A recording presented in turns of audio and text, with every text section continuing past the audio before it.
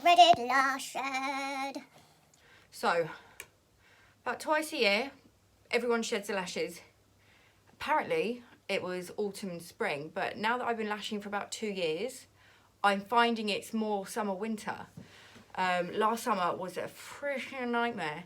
Nobody was keeping their lashes on. It was really annoying for me and them. So how do we recognise the signs when, especially just starting out, you're not quite sure why the hell everyone's lashes are falling out? Because you can start blaming yourself, retention issues, you start looking into like your products, and it's got nothing to do with that. It's the time of the year. So things to look out for are, your client will come to you after maybe 2 weeks for their infill and just have like nothing left. And they'll complain that they've suddenly just dropped. So they'll say like, oh, within the last 2 or 3 days, just they've all fallen out and I don't know what's happened. I don't know what I've done. I haven't used anything.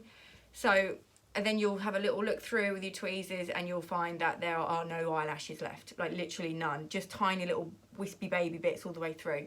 So that's obviously a big sign that they've lost all their main eyelashes, lash shed. So another one to look out for is if they come after for their infill and all of their extensions have grown like crazy. So, okay, not all of them, but most of them, or some of them have like gone right up the lashes. So if you are isolating properly, you're definitely giving that lash opportunity to grow, and the lash extensions will be just hanging on for dear life right at the top. So that's another sign, and I'll put a picture in here.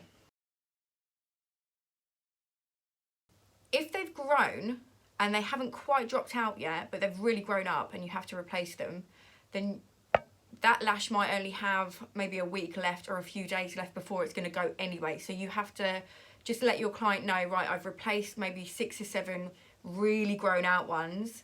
So just beware that these are going to drop at some point very soon. So you are going to still see that you're shedding. So be really honest with your client about the shedding thing. Just, you know, tell them that they are going to be losing some.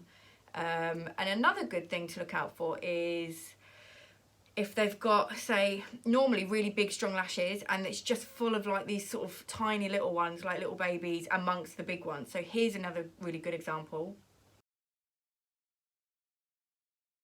It's probably the most annoying thing about this job.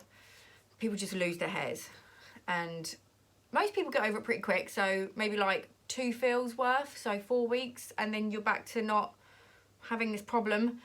But some people take a lot longer, like their growth cycles are a lot longer. They just take longer to grow their hairs, and they'll just be shedding and shedding and shedding, and they're coming back after like 4 weeks and they're still shedding, and you're like, stop it. So I mean, there have even been times where I've said to somebody, look, this is stupid for me and for you. Just let's get them off, have a couple of weeks, just let them shed, let them grow, and then we'll get some lashes back on, because it can just be a waste of time because they're just falling out.